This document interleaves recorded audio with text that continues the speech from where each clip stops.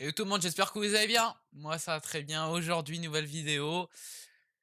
La première ligue est de retour cet après-midi. Donc, voilà, en ce samedi matin, vous voulez être au point sur ce qui va se passer et ce qui s'était passé la semaine dernière, surtout. Eh ben, voilà, on va faire un petit récap des matchs, des joueurs qui ont été plutôt pas mal, hein, si vous avez un fantasy, etc., un fantasy première ligue ou mon petit gazon ou plein d'autres jeux de ce style. Bah voilà, au moins vous verrez un peu les joueurs qui ont été bons le week-end dernier, mon avis un peu sur les matchs, et cetera, et cetera. Il y a des matchs qu'on va plus approfondir que d'autres selon ce que j'ai vu, et cetera. Je me, tiens par rapport au site, WhoScore, et cetera, pour les notes, la possession, toutes les stats et tout. Mais en tout cas, tous les liens que j'utilise sont dans la description, enfin tous les sites ont leur lien dans la description. Voilà, on va commencer donc par le match Tottenham Wolves, ensuite on fera Leicester Southampton, ensuite Crystal Palace Aston Villa, Everton Nottingham Forest, Fulham Brentford, Bournemouth Arsenal, Leeds Chelsea, West Ham Brighton, Newcastle Manchester City et ensuite Manchester United Liverpool. Voilà notre programme. Et bah c'est parti. Mais avant, n'hésitez pas à vous abonner, à mettre votre petit like, et oui, c'est quand même utile, hein, sur une chaîne YouTube, et n'hésitez pas à rejoindre mes différents réseaux sociaux, et également rejoindre mon Twitch. Et ouais, je fais plein de lives, on était ensemble pour le tirage au sort de l'Europa League et de la Conference League hier, et ouais, avec des groupes plutôt sympathiques, hein, ouais, il y a moyen pour que les clubs français fassent quelque chose en Europe cette année, enfin bref, ça je dis rien. Également, n'hésitez pas à rejoindre le Discord.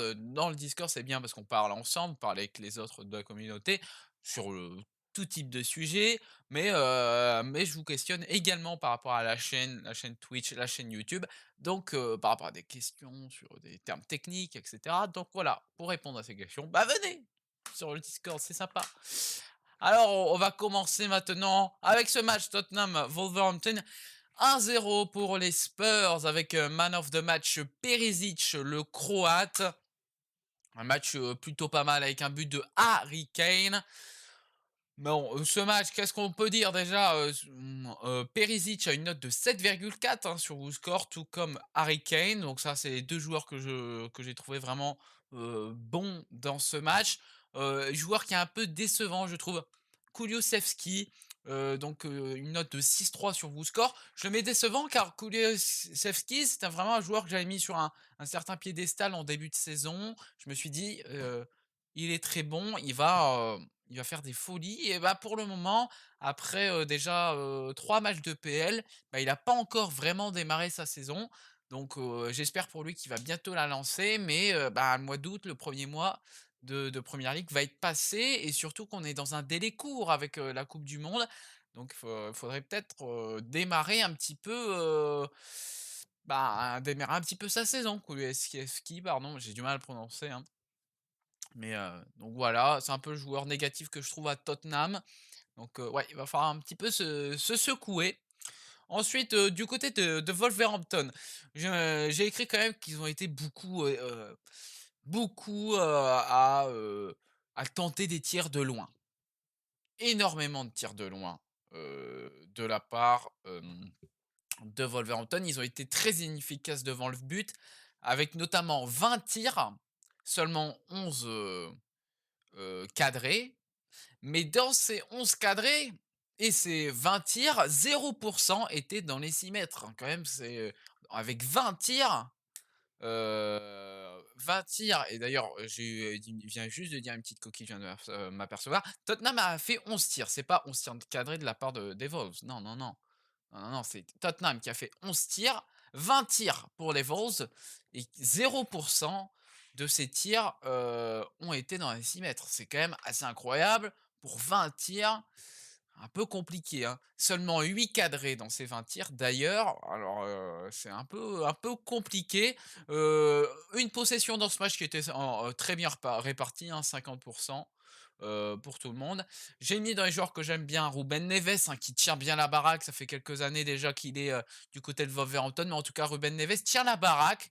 Et ouais, hein, les Wolves se réjouissent d'avoir ce joueur, et je pense que ouais, ils peuvent se réjouir. C'est un super joueur, Ruben Neves, et ils ont un très bon gardien également avec ça. ça qui enchaîne les bons matchs depuis le début de la saison, avec une note de 7,1 pour WhoScore. Ça fait le taf avec un but arrêté, le week-end, il y a 2 semaines. Donc ouais, ouais, pas mal, José ça. Par contre, en joueur un peu négatif, en niveau attaque, pour, Wolverhampton, j'ai mis, Pedro Neto avec une note de 6,4 sur WhoScore qui a pas été non plus transcendant, dans ce match. Allez, déjà 5 minutes de passé, ça va vite. Si on passe 5 minutes par, match, ça va chiffrer. Maintenant passons au match Leicester-Southampton avec un score final de 2-1 pour les Saints face aux Foxes. MOTM chez Adams, l'Écossais. Alors j'ai écrit quand même que dans les 8 derniers matchs en compétition de la part de Southampton, il y a au moins 2,5 buts d'inscrits dans les matchs. Assez évoquant, c'est assez équivoque pour dire que il y a toujours des buts dans les matchs de Southampton. Donc soit c'est que leur défense est catastrophique, soit, bah, que c'est leur attaque qui est vraiment bonne. Bon, je pense que c'est un mélange des 2, mais mais bon, ça veut dire qu'il y a des buts, donc c'est bien. Donc les buts, il y a 2 buts pour Che Adams, l'Écossais, hein, c'est pour ça qu'il a été, nommé, MOTM de la part des fans. Donc voilà, et but de Maddison pour Leicester, sachant que Leicester menait à 1-0. Donc ils se sont fait remonter. Bon, on connaît, hein, les problèmes de Leicester, hein, pas mal de problèmes défensifs quand même pour Leicester en ce début de saison. C'est un début de saison très difficile pour Leicester. Ils n'ont pas pu recruter, ils doivent vendre encore. Et bah, ça fait 2 semaines que je fais les débriefs et 2 semaines que je m'inquiète pour Leicester. 2 semaines que je ne sais pas comment expliquer ces problèmes d'argent. Et ben, j'ai cherché et j'ai trouvé la réponse pour ce week-end grâce à un papier qui est sorti dans le Télégraphe cette semaine. Alors, un papier qui est assez intéressant de la part d'un journaliste anglais qui parle de pourquoi ça se passe mal du côté de Leicester. Est-ce que c'est la faute de Brendan Rodgers? Est-ce que c'est la faute des joueurs? Est-ce que c'est la faute de tierces choses? Bah, on va dire que c'est le début d'un problème à cause de tierces choses. Le patron de Leicester a une entreprise qui était cotée avant, enfin qui était cotée, lui, son argent personnel, mais qui a été fait grâce à cette entreprise notamment. Il avait une fortune à peu près d'environ 5 milliards d'euros d'estimation avant Covid, en 2018. Et bah, aujourd'hui, en 2022, il a perdu, on estime à cause du Covid, hein, parce que, c'est King Power qui donc sponsorise le stade, hein, voilà, mais en fait, c'est le président de Leicester, c'est le président de King Power. King Power, alors c'est des de ce que j'ai compris, c'est, une entreprise qui vend des choses liées aux aéroports et cetera. Alors je sais pas si c'est un magasin dans des aéroports ou enfin ils vendent des trucs aux aéroports, je sais pas trop quoi, mais c'est lié en tout cas aux aéroports et bah, du coup, bah, avec le covid, pas de voyage, donc pas de clients, donc et bah, c'est problématique pour les finances, de la famille qui détient, Leicester. Alors avec, du coup une baisse, de leur fortune, évaluée à -3 milliards. Aujourd'hui, donc ils sont bon certes pas à plaindre si on l'estime à notre, fortune à nous, mais bah, pour gérer un club de foot, c'est un peu plus compliqué et du coup, pour réinjecter de l'argent dans Leicester, c'est compliqué. Déjà l'entreprise King Power, juste pour subvenir à leurs propres besoins, ont dû contracter des prêts et donc bah, Leicester, c'est compliqué et c'est pour ça qu'on parle de beaucoup de ventes de joueurs du côté de Leicester cet été. On voulait garder quand même les cadres, Maddison, Harvey Barnes, Wesley Fofana et cetera, mais c'est pour ça qu'on est un petit peu obligé de les vendre quand même. Donc à voir la situation de Wesley Fofana qui semble quand même vouloir absolument signer, du côté des Blues, hein. D'ailleurs, il n'est pas dans le groupe de ce week-end, heu, Wesley Fofana, heu, voilà. Mais c'est 80 millions qui pourraient être plutôt intéressants, quand même pour Leicester, même si, ils ont rejeté plein d'offres pour Wesley Fofana, 80 millions, ça se on crache pas dessus. À voir ce qui va se passer pour Maddison et cetera. En tout cas, j'ai noté, quand même dans ce match, un très bon Dewsbury Hall qui fait un début de saison vraiment plutôt bon. J'aime beaucoup Dewsbury Hall qui tient quand même un minimum la baraque du côté de Leicester et Ndidi qui a également une note de 7, Dewsbury Hall une note de 7,4. Vraiment, c'est les joueurs un peu milieu défensif du club et qui sont vraiment très intéressants, Josh Hall et Ndidi, qui sont vraiment bons avec Leicester en ce début de saison. Par contre, Vardy, match assez compliqué contre les Saints, une note de 6,1 sur WhoScore. J'ai noté par contre du côté de Southampton, un Che Adams forcément avec son doublé très bon. euh, avec une note de 7,9 sur WhoScore. Un très bon James Ward-Prowse, mais ça vous allez me dire, c'est comme tous les week-ends, avec une note de 7,6 sur WhoScore. Et en jouant un peu négatif, encore comme le week-end dernier, Adam Armstrong, une note de 6,2. C'est compliqué, Adam Armstrong en PL. C'était déjà compliqué l'an passé, c'est encore compliqué aujourd'hui. Donc voilà pour Adam Armstrong. Passons au match suivant. Crystal Palace, Aston Villa 3-1 pour Palace. Doublé de Zaha et but de Mateta et but d'Oli Watkins pour Villa. À noter quand même que Zaha loupe un penalty et que Bailey, le joueur des Villans, fait une barre. Donc voilà, un Villa aurait pu peut-être espérer un peu plus dans ce match. Mais bon, Villa qui ont perdu Diogo Carlos sur blessure il y a 2 semaines, une blessure qui va être longue dans le temps, hein, comme on en avait parlé dans le débrief la semaine dernière. C'est compliqué un peu pour les Villans de Steven Gerrard. Il va falloir rehausser de niveau et j'espère que ça va se lancer ce week-end parce que c'était très timide face à Everton. Là, ils perdent 3 contre Palace, il va falloir se lancer les gars, hein, parce que Gerrard, bon, je t'adore Stevie, mais là, peut-être falloir se lancer l'équipe au bout d'un moment. J'ai noté en tout cas du côté de Crystal Palace un très bon Eze qui est revenu d'une manière incroyable dans l'équipe, hein. Lui qui était blessé pendant plusieurs mois là en passé, qui est revenu, mais il était plus sur le banc. Et voilà, aujourd'hui il recommence titulaire et Eze, ça va très bien pour l'ancien joueur de Queen's Park Rangers. Une note de 7,9 pour Woodscore. Et Zaha qui continue, malgré une blessure contractée cette semaine. C'est pour cela que Zaha ne sera pas normalement dans le groupe de ce week-end, de ce que j'ai cru voir aujourd'hui, enfin hier du coup. McGinn du côté de Villa qui a pas fait un bon match, hein, l'Écossais, avec une note de 6,2. Et j'ai mis encore un autre milieu de terrain avec Jacob Ramsey, une note de 6,4. Un milieu de terrain un peu compliqué, hein, du côté de Villa, Coutinho qui n'est pas encore dans le vrai rythme. Ouais, il y a encore des choses à régler. Il y a des soucis du côté de Villa et j'ai peur pour Gerrard. Voilà, pour tout vous avouer. Passons au match suivant. Everton contre Nottingham Forest, un partout. D'ailleurs, j'ai oublié de nommer le man of the match de Crystal Palace Villa, c'est bien évidemment Zaha. Est-ce que j'avais dit le nom du buteur de Villa? Je ne sais même plus. Je le redis, c'était Watkins. Voilà, je ne sais plus. Je ne sais plus, j'oublie rapidement. Everton Forest, du coup, un partout. Man of the match, Dean Anderson. But de Everton par Demarai Gray, l'ancien joueur de Leicester.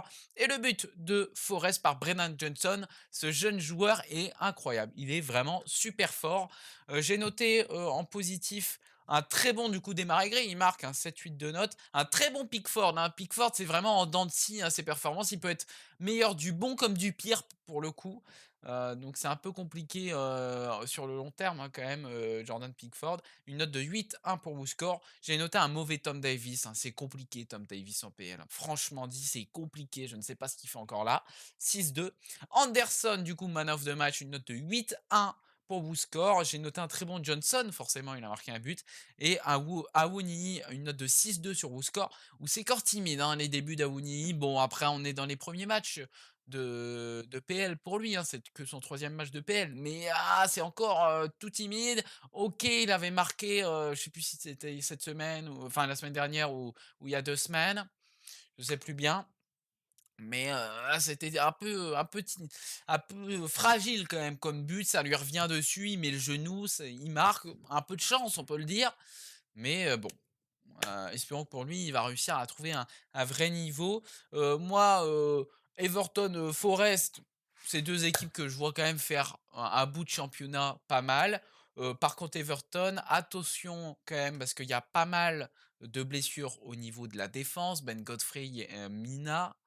Heu, on a quand même Calvert-Lewin, leur attaquant, qui va bientôt revenir, hein, d'ici 2-3 semaines, mais ah ouais, et attention là, il reste plus que 6-7 jours de mercato et ah bah, attention de ne pas perdre Anthony Gordon parce que Chelsea, il s'en intéresse vraiment beaucoup et Tourelle aimerait beaucoup signer Anthony Gordon, qui est un super joueur. Je ne sais pas pourquoi Chelsea veut encore se renforcer avec un ailier. Je ne sais pas. Je ne sais pas pourquoi ils veulent prendre un ailier. Ils entassent les ailiers, les mecs. Après, j'ai vu qu'Odoi était peut-être sur le départ, donc c'est peut-être pour ça également. Peut-être qu'il est même parti, hein, vu l'heure de où sort la vidéo, je ne sais pas encore, mais voilà. Passons à la suite.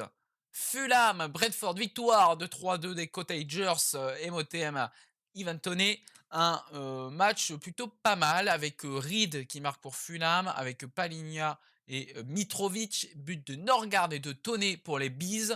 J'ai noté un très bon Pereira, Andreas Pereira, qui fait un très bon match avec une note de 8,1 sur WhoScore. Palinha, une note de 7,9 et un Harrison Reed.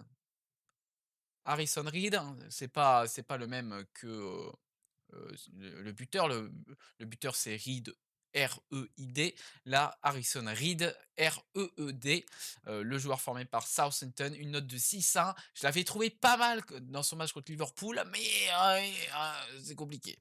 C'est compliqué là. Là, c'était très compliqué.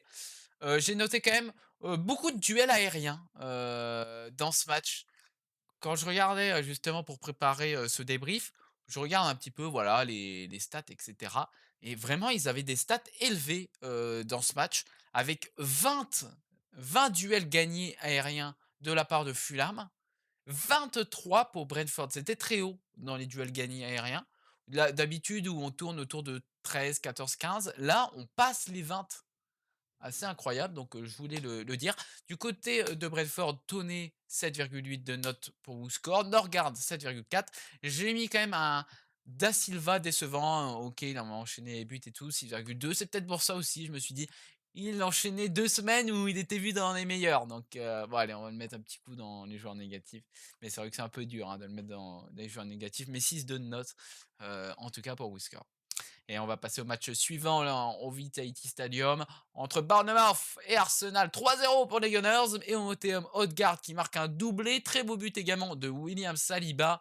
Une possession autour de 58%, hein, pour les Gunners. Vraiment une belle domination. Quand même 22 tacles réussis pour Bournemouth. Pour vous dire que malgré le 3-0, ça se défend bien du côté de Bournemouth. Bon après ils sont habitués, hein, ils sont en bloc bas. Ils sont en bloc bas et puis, ça recule. Ça recule tout doucement pour Bournemouth, voilà, ils sont habitués, hein, ils jouent des gros depuis le début, ils ont joué City également. Donc, pas mal de tacles réussis, 22 contre 14 pour les Gunners du coup. J'ai noté quand même, Pearson, qui a été dans les joueurs un peu mauvais, hein, du côté de Bournemouth, l'ancien joueur, West Brom, mais surtout de Preston, North End. Une note de 6 sur WhoScore. J'ai noté également Billing avec une note de 6,3 qui était un peu mauvais. Bon après au début, il jouait un peu attaquant, ensuite il a descendu 10, il a un peu bougé sur le terrain, il a été bougé sur le terrain par Scott Parker, le manager de Bournemouth, et ça fait qu'un match, qui était, pas ouf de sa part. En tout cas, j'ai un très bon Odegaard, une note de 8,1, et un très bon Gabriel Jesus qui vraiment, il vient sur le côté, il fait sortir le bloc de défenseurs et pour le coup, il est très intéressant, dans ses mouvements, Gabriel Jesus.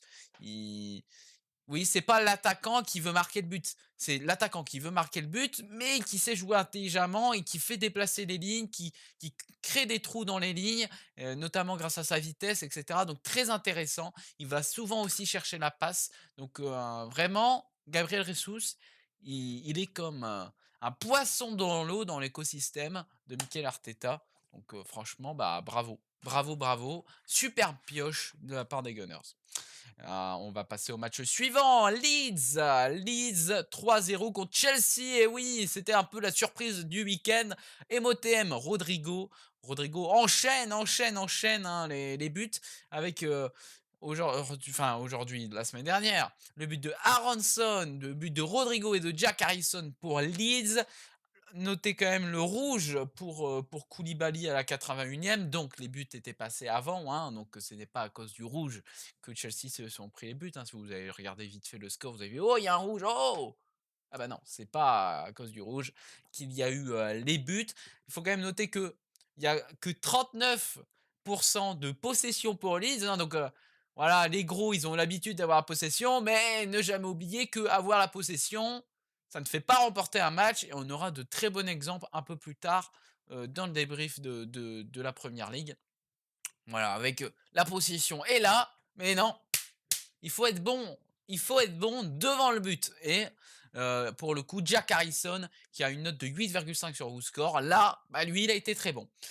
Également Aronson qui, lui, a été également très bon avec une note de 7,6. J'ai noté un Benjamin Mendy forcément un peu bancal, hein, c'est sûr qu'on se prend 3 buts, une note de 5,9 sur WhoScore et un Sterling où c'est timide encore ses débuts en Première League avec Chelsea. Là où il avait fait une bonne pré-saison, on se rappelle de son match où il avait marqué tout de suite, dès son premier match de pré-saison avec Chelsea. Et ben là, là c'est compliqué, WhoScore lui met une note de 6,1. J'ai quand même noté un truc que je trouvais plutôt pas mal, avec beaucoup de duels aériens remportés par les Blues de Chelsea. 21 duels aériens remportés. Et oui, donc c'est plutôt pas mal. C'est plutôt pas mal du tout. Je voudrais dire également que pour ce week-end de Première Ligue, Tourelle, donc ce week-end, là, celui qui commence cet après-midi, Tourelle ne sera pas là parce qu'il a eu son match de suspension par rapport au rouge qu'il a eu par rapport à Conte, etc., etc. On va passer au match suivant. Les Hammers ont joué contre les Seagulls. West Ham Brighton 2-0 pour les Seagulls. MOTM, Ricardo Sanchez, le gardien. Quel gardien magnifique!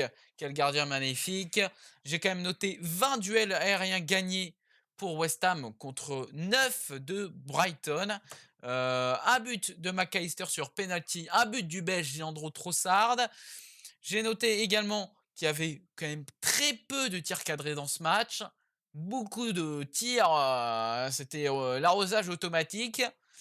Bon, c'était pas horrible non plus, hein, mais c'était l'arrosage automatique, hein. N'hésitez pas à aller voir les stats sur WhoScore.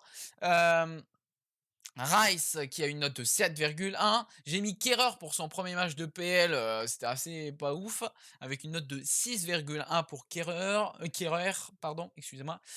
Pascal Gross qui continue encore les bonnes performances pour Worcester, il a une note de 7,4 et McAllister une note de 7,2. Passons au match suivant, les deux derniers matchs de cette première ligue, ça fait 23 minutes. Là, on tourne autour de 40. D'habitude, je veux réduire, et ben c'est pour ça qu'on va s'attaquer au match Newcastle City, parce qu'il y a beaucoup de choses à dire sur ce match. Ça a été le plus beau match de ce week-end. Vous pouvez mettre le dernier match du week-end, le match du lundi si vous voulez, mais bon, pour moi, non. Ce n'est pas le plus beau match du week-end, le dernier match. Mais pour moi, ça a bien été Newcastle City, un superbe match. Euh, Franchement, 3-3, MOTM, Erling Haaland, et un but d'Almiron, de Callum Wilson, de Trippier sur coup franc. Magnifique but de Kieran Trippier. But de Gundogan, au bout de quoi? Au bout de 5 minutes, même pas, je sais pas exactement, mais très rapidement, il marque. Haaland et Silva qui marquent. Donc j'ai noté un très bon Rodri. Et ouais, le milieu de terrain, ça a été le nerf de la guerre dans ce match. Et ce des deux côtés. Le nerf de la guerre, c'était le milieu de terrain, parce que, pour le coup, en possession, j'ai noté quand même une possession largement, mais très largement pour City, hein. Je parlais tout à l'heure que la possession ne fait pas tout, mais la possession ne fait exactement pas tout parce que 68 de possession par City, mais City se faisait un peu balader par Newcastle quand même. Heu, il faut quand même aussi dire qu'il y a eu, 21 tirs pour City, donc voilà. Newcastle a fait beaucoup de fautes, 14 fautes. J'ai noté également, Nick Pope qui a été hyper fort. Vraiment Nick Pope de toute façon, il mérite d'être dans un club qui a des ambitions. Newcastle a des ambitions et Nick Pope mérite parce qu'à Burnley, tu te prenais des tartines toutes les semaines. Bon, c'est un peu compliqué. En tout cas, 7 arrêts enfin, dans le match contre Manchester City. Super match de Nick Pope. J'ai noté un très bon match de Saint-Maximin. Forcément, Saint-Maximin, super fort. J'aime beaucoup le joueur, sauf quand il commence à faire un peu trop de gris-gris et à jouer un peu trop solo. C'est le seul problème de Saint-Maximin, c'est que des fois, il joue un peu trop solo. Mais sinon, il est très bon. J'ai noté également un très bon Joelinton. Joelinton, ça fait 3 matchs de PL là cette saison. 3 matchs où il est très bon.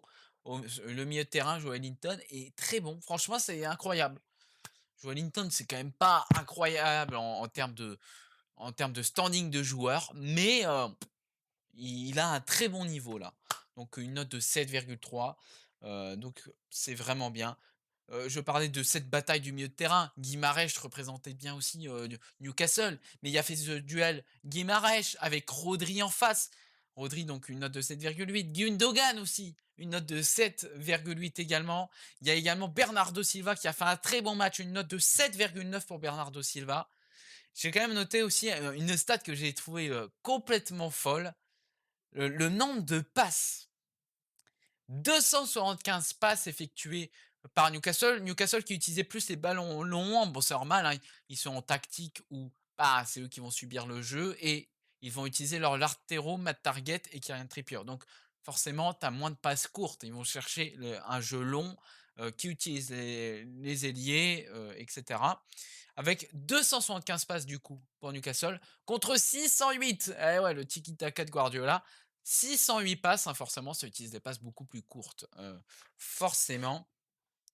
Je voudrais quand même dire que Newcastle est passé pas loin du rouge à la 76e minute, notamment la VAR hein, qui avait revu un petit peu la situation parce que je pense que l'arbitre était parti sur un rouge, mais la VAR a annulé le rouge. Mais par contre, pour moi, il y avait rouge sur Trippier qui fait un tacle presque assassin sur Kevin De Bruyne. C'était quand même très violent. Bon, après, c'est pas si mal, hein. C'est pas si mal qu'on laisse un peu plus jouer. Mais un tacle plutôt haut.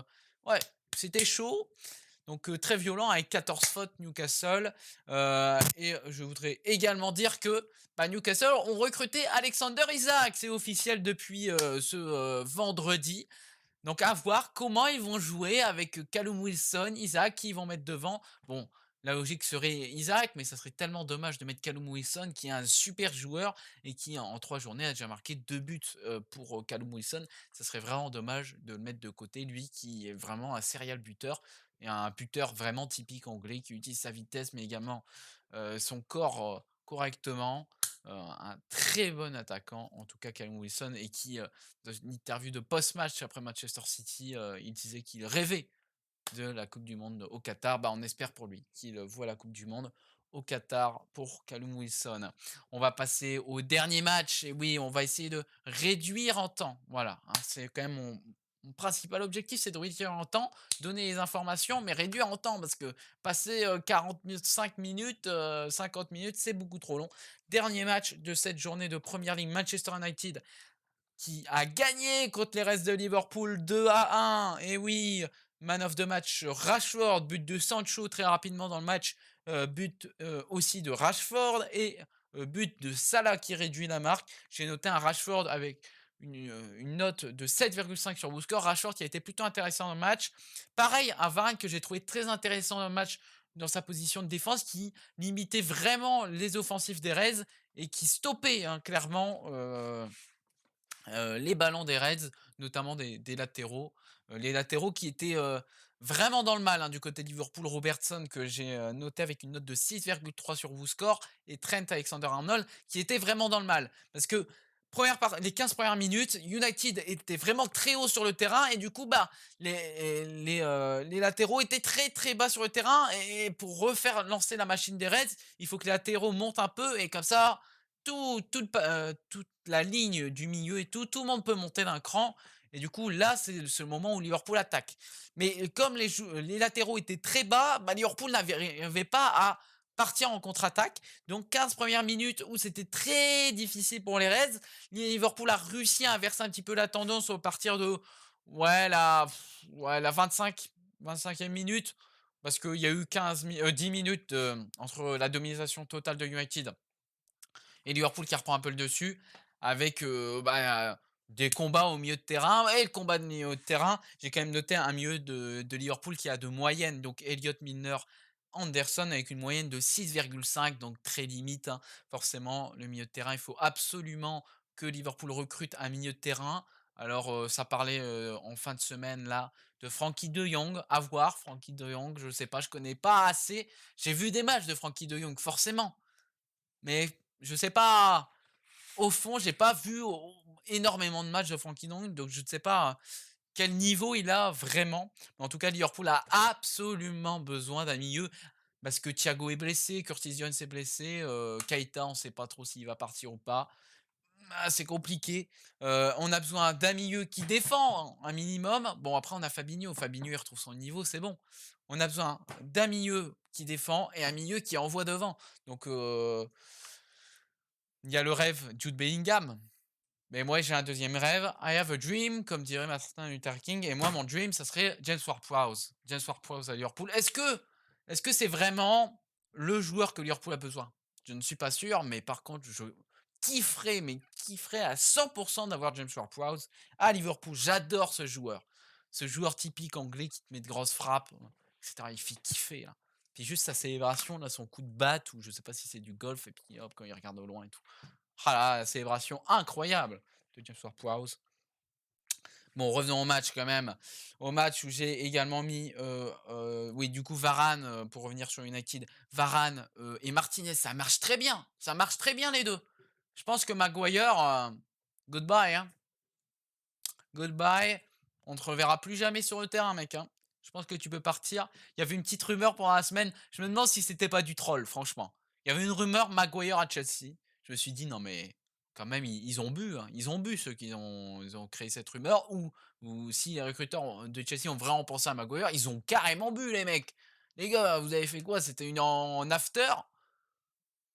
En after, vous avez noyé votre chagrin du match de Leeds. Vous avez dit, oh, allez, on va noyer notre chagrin. Et puis on dit, oh, Maguire, oh, l'idée. Eh ben non, non, non, non, non. Non, Maguire, non. Et après, Chelsea, en fin de semaine, ça a été dit que non. Ça a été démenti, mais en tout cas, bon, ça a été une idée bien nulle de recruter Maguire. Bon, ou une idée très bien, hein, vu du côté d'United, parce que United, je pense, ils veulent juste s'en débarrasser. Bon, il y a toujours le cas Ronaldo, il va falloir le régler. Hein, je sais pas trop comment ça va se passer. Est-ce que d'ailleurs, les Glazers vont lâcher le club peut-être cette année avec John Radcliffe, le propriétaire d'Ineos, qui aimerait bien, en tant que fan de United, racheter le club? À voir hein, ce qui va se passer cette saison. Est-ce que les Glazers vont rester encore bon, je pense que c'est parti oui, hein, tous les ans on a des manifestations pour Glazer out, tous les ans ça reste, mais peut-être que cette année ça ne tiendra plus, on ne sait pas. J'ai noté également à Eriksen où c'est compliqué Eriksen ses débuts avec Manchester United, mais j'ai envie de dire que il jouait plus 10 par le passé. Il jouait 10 à Tottenham, il jouait 10 à Brentford, et là, il joue vraiment en tant que milieu de terrain, parce que le 10, c'est Bruno Fernandes. Donc là, il joue milieu de terrain à côté de McTominay ou de Fred, donc c'est très compliqué pour lui. J'ai noté une possession de 70% pour Liverpool. Donc voilà, hein, la possession ne fait pas gagner le match, hein, c'est un peu notre fil rouge, finalement, de cette vidéo.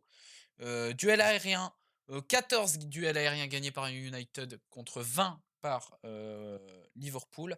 J'ai également, vous pouvez regarder les heatmaps. Donc les heatmaps, hein, c'est le terrain qui est, qui est colorié par des zones de chaleur selon où les joueurs ont passé le plus de temps sur le terrain. Et c'est très intéressant de voir que les latéraux de Liverpool, bah, en fait, sont jamais situés au niveau de la surface de réparation, en fait. Donc tu as la surface de réparation, quand tu fais une compo comme ça sur, hop, sur le papier, hop, tu fais ta compo, tu mets ta surface de réparation, tu mets les latéraux juste à côté et bah, c'est très marrant parce que, sur iMap de Liverpool, les latéraux ne sont jamais, sur le côté, c'est pas du tout colorié et on peut voir que dans le match, de toute façon, ça prenait très vite le couloir, Sancho et Rashford. Donc, bah, voilà, les buts de Liverpool viennent par les latéraux. Après, Liverpool, met, leur contre-attaque via les latéraux, hein, comme je vous ai expliqué tout à l'heure. Donc, forcément, la défense en compatit, malheureusement. Donc voilà. 13 tirs cadrés. Non, 13 tirs pour 5 cadrés, pour, United, tandis que Liverpool a fait 17 tirs pour seulement 5 cadrés et ouais, ça c'est du Liverpool qu'on connaît depuis mars. C'est du Liverpool qui fait de la possession, il domine tout en termes de possession, il fait énormément de tirs, mais par contre, ça ne cadre pas. Ça ne cadre pas. Donc, espérons que Liverpool va se relancer dans ce week-end de Premier League avec les matchs qui sont plutôt intéressants. Southampton, Manchester United. Manchester United vont-ils enchaîner une deuxième victoire d'affilée? Bah, réponse au St. Mary's Stadium. C'est à 13h30 cet après-midi. Nous avons pour le multiplex de 16h, nous avons Brentford-Everton. Allez là c'est un match où Brentford faut enchaîner. Everton, il faut enchaîner également. Il faut réussir à avoir les points pour Everton et Brentford, il faut avoir des points. C'est 2 équipes qui vont être dans le même secteur du classement de PL, donc il faut des points. Brighton Leeds, très intéressant. Brighton qui tourne très bien cette saison. De toute façon, je vous l'ai dit, Brighton fera top 10 cette saison. Leeds qui compte très bien. Je suis assez étonné d'ailleurs, mais pour moi, ça sera une victoire de Brighton. Chelsea-Leicester, donc Tourelle ne sera pas de la partie, Wesley Fofana non plus, hein. Comme je voyais sur Twitter tout à l'heure, un compte Chelsea France vanné en disant ah oui, bah comme ça, Tourelle et Fofana vont pouvoir parler ensemble d'un contrat. Bah peut-être, mais en tout cas, ils ne seront pas là pour ce match. Liverpool-Bournemouth demain, enfin demain, cet après-midi, pardon, à 16h. Voilà, en espérant que Liverpool vont lancer leur saison face aux Cherries. Manchester City, Crystal Palace à 16h. Crystal Palace continue de jouer des grosses équipes, mais pour le moment, ils s'en sortent bien de leur pré-saison. Mais il n'y a pas Zaha, de leur pré-saison, de leur début de saison. Mais il n'y a pas Zaha dans ce match, donc attention, attention. Et à 18h30, Arsenal-Fulham. Bon, ça devrait aller pour les Gunners. Nous avons demain, par contre, ça y est, on peut vraiment utiliser le mot demain maintenant. Demain, le 28, à 15h, nous avons Aston Villa West Ham. Il faut que ces 2 équipes se lancent parce que Aston Villa, comme je vous parlais tout à l'heure, j'ai peur pour eux et enfin j'ai peur pas forcément pour eux, mais pour Gerrard et West Ham pour le moment, c'est très bancal leur début de saison quand même. Heureusement, ils ont un groupe, en Europe qui est assez facile où ça passe, on va dire. Donc, ouais, espérons qu'ils vont pouvoir utiliser l'Europe pour également faire un tremplin dans leur performance. Nous avons également Wolverhampton-Newcastle, un match qui va être plutôt sympathique, mais je pense que ça va être une victoire de Newcastle. Et Nottingham Forest-Tottenham, ah, les malheureux de Forest, malheureusement, ça va être une victoire de Tottenham, je pense bien. Premier de ce classement de Première Ligue, les Gunners avec 9 points pour le moment, pas de raté pour Arsenal, 9 points. Deuxième, Manchester City. Troisième, Leeds. Manchester City, Leeds, Spurs et Brighton ont tous les 4 7 points. Et pour le dernier de ce classement, c'est West Ham qui a toujours une bulle dans ce début de championnat. Leicester, Wolves, Everton ont tous les 3 1 point. Au-dessus, on a Liverpool avec 2 points. Et après, toutes les autres équipes ont au moins gagné un match dans cette première ligue. Merci de m'avoir suivi en tout cas. C'était un plaisir encore de faire un petit débrief Première Ligue. On aime ça, les petits débriefs Première Ligue. Allez, ça fait quand même 40 minutes. N'hésitez pas à vous abonner, c'est très important. À lâcher votre like, c'est encore plus important pour la visibilité de la chaîne et tout. À me suivre sur mes différents réseaux sociaux, pardon. Et à me suivre sur ma chaîne Twitch, c'est très important. Je fais des lives très régulièrement. Donc n'hésitez pas à me suivre sur des jeux, mais on parle foot, sport, F1, etc. Donc n'hésitez pas. Et à rejoindre le Discord, c'est très important également. Et on se retrouve à très vite pour une nouvelle vidéo. Goodbye. Allez. Et surtout, bon week-end de PL à vous. Hein. Espérons que Liverpool gagne. Hein. Allez, il faut lancer la saison, les gars. Come on, Red.